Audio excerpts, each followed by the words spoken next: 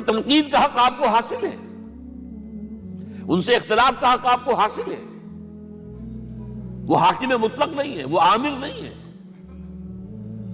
آپ کو معلوم ہے کہ حضرت عمر پر ان کے کرتے کے اعتبار سے جو ہے وہ تنقید ہو گئی تھی. تنقید کرنے والا کون تھا؟ سلمان فارسی رضی اللہ تعالی عنہ، جن کے بارے میں حضور نے فرمایا سلمان منا اہل البیت، یہ تو ہمارے اہل بیت میں سے ہے، اتنا قریب. حضور حضرت عمر خطبہ دے رہے ہیں اور وہ کہتے ہیں کھڑے ہو کر لا سمع ولا طاعہ، نہ سنیں گے نہ اطاعت کریں گے. کلمہ بغاوت ہے. تو کوئی ناگواری کا احساس نہیں. مجمع عام میں بات ہو رہی ہے. کیوں کیا بات ہے؟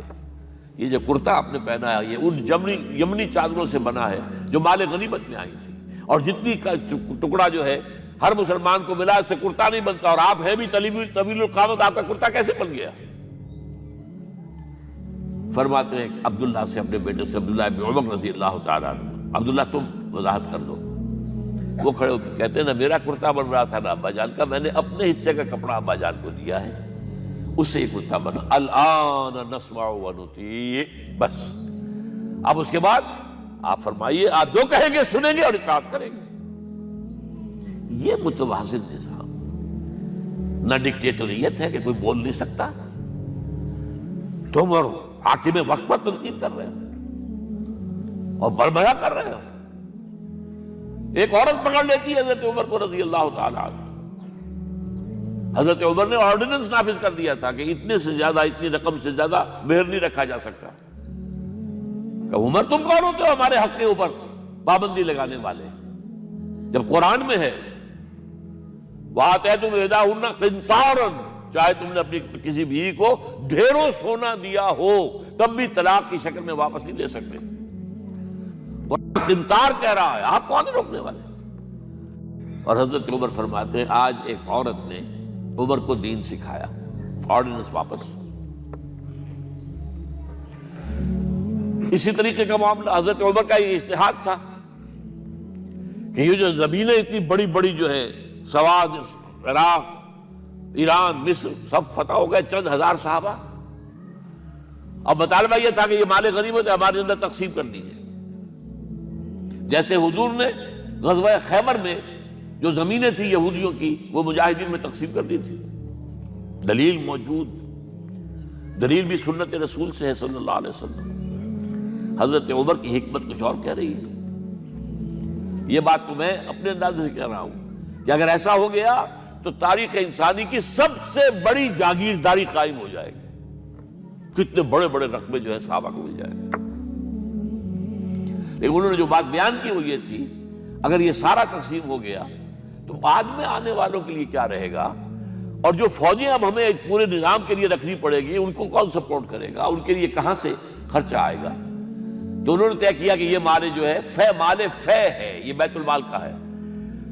جو مال غنیمت ہے وہ صرف وہ ہوگا جو عین محاذ پر حاصل ہوا ہے، ہتھیار ہیں یا بھیڑیں بکریاں ہیں یا اور جانور ہیں، یا وہاں پر جو پکڑے جائیں گے قیدی وہ غلام ہوں گے، وہاں پر اگر عورتیں ہوں گی پکڑی جائیں گی، خریدیں ہوں گی. یہ نہیں کہ پورے ملک جو ہے وہ غلام بنا دیے جائیں اور پورے ملک کی جو زمینیں تقسیم کر دی جائیں. بعض صحابہ کھڑے ہو گئے نہیں. اب حضرت عمر نے ٹریبونل قائم کیا ہے. 5 صحابہ اوس میں سے، 5 خزرج میں سے بیٹھ جائیے. وہاں اپنا بھی وہ پیش کیا نقطہ نظر، باقی انہوں نے بھی کیا. وہ ٹریبونل نے فیصلہ کیا کہ عمر کی رائے صحیح ہے رضی اللہ تعالیٰ. یہ نظام سید القوم خادمہم، یہ اگر کوئی کہتا، اگر یہ مثالیں نہ ہوتی تو کہتے کیا تمہارا دماغ خراب ہوا ہے، یہ شاعری تو تم نے اچھی کر دی ہے. سید القوم خادمہم کبھی ہوا ہے؟ لیکن عمر نے بن کے دکھایا ہے. رات کے گشت پر ہے اور ایک عورت کے کراہنے کی آواز آئی ہے. معلوم ہوا کہ درد ذہن میں مبتلا ہے اور کوئی اس کے اٹینڈ کرنے والی کوئی خاتون نہیں ہے. گھر سے گئے ہیں، فرسٹ لیڈی اپنی اہلیہ کو لے کر آئے ہیں، انہوں نے اٹینڈ کیا ہے. اور اس کے بعد بچہ ہو گیا تو اندر سے ان کی اہلیہ کا امیر المومنین مبارک ہو بیٹا ہوا ہے. ایک اور دفعہ اسی طریقے سے گشت پر تھے، ایک گھر میں سے بچوں کے رونے کی آواز آئی. معلوم کیا کہ ایک خاتون ہے اور بچے ہیں، کھانے کو کچھ ہے نہیں. اس خاتون نے کہا میں نے یہ آگ کے اوپر جو ہے ہانڈی رکھی اس میں پانی ہے، اور بچوں کو میں بہلا رہی ہوں کہ کچھ پک رہا ہے، ٹھہرو ذرا صبر کر لو، اسی طرح سو جائیں گے بھوکے۔ کانپ گئے حضرت عمر، گئے بیت المال سے اور بوری گندم کی لے کر اپنے کندھے پر اپنے غلام سے کہا میرے کندھے پر رکھو، اس نے کہا میں لے چلتا ہوں حضور۔ نہیں، قیامت کے دن تم میرا بوجھ نہیں اٹھا سکو گے۔ اور وہ اپنے کندھے پر لاد کر لائے ہیں اور وہاں کھانا تیار کروایا، بچوں کو کھلایا ہے۔ یہ نظام، یہ ہے رحمت للعالمینی کا مظہر۔ یہ جان لیجئے سیرت محمدی صلی اللہ علیہ وسلم کے جب آپ مطالعہ کرتے ہیں کہ وہ سارا انقلابی جدوجہد کا دور ہے، اس میں ابھی نظام کی جو خوبیاں ہیں وہ پورے طور پر سامنے نہیں آئی تھی۔ ابو بکر صدیق رضی اللہ تعالیٰ عنہ کا دور خلافت جو ہے وہ بھی کاؤنٹر ریولوشنری موومنٹس کو ختم کرنے میں صرف ہو گیا ہے، جسے انگریزی میں کہتے ہیں للی ان بلوم۔ نظام اسلام، اسلام کا نظام عدل اجتماعی جو ہے ایک کھلے ہوئے پھول کی طرح نظر آئے گا حضرت عمر رضی اللہ تعالیٰ عنہ کے دور خلافت میں۔ مساوات کا اندازہ آپ کر سکتے کوئی؟ خلیفہ وقت سفر کر رہا ہے بیت المقدس کا، کتنے کئی سو میل، میرے کم سے کم 500 میل تو ہوگا مدینے سے بیت المقدس۔ ایک اونٹنی ہے، ایک خادم ساتھ ہے، اسی اونٹنی کے اوپر راشن بھی ہے راستے کا، لہذا ایک وقت میں ایک آدمی سوار ہو سکتا ہے، دو نہیں۔ ایک منزل خلیفہ اوپر بیٹھے ہیں اور خادم آگے چل رہا ہے نکیل پکڑ کر، ایک اگلی منزل میں خادم اوپر بیٹھا ہے اور خلیفہ آگے جو ہے نکیل پکڑ کر چل رہا ہے۔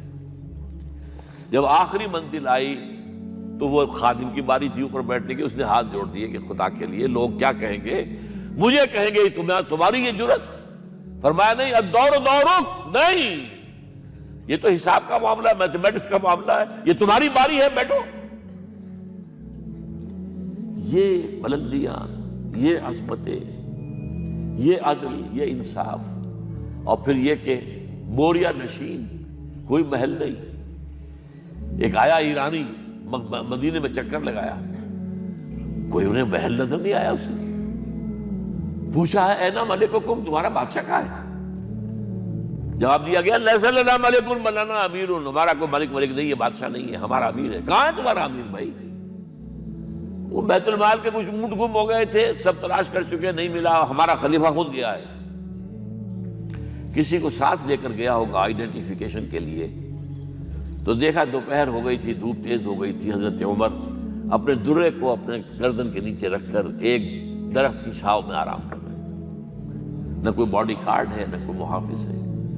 انہیں وہی کھڑے ہو کر کہا ہے عمر تم انصاف کرتے ہو تو تمہیں کوئی ڈر نہیں ہے، اور ہمارے بادشاہ خون پیتے ہیں لوگوں کا، وہ کانپتے رہتے ہیں، انہیں اونچی اونچی فصیلیں چاہیے، بڑے بڑے فوجی چاہیے، انہیں تو بہت اسکواڈز چاہیے کہ جو ان کی حفاظت کریں۔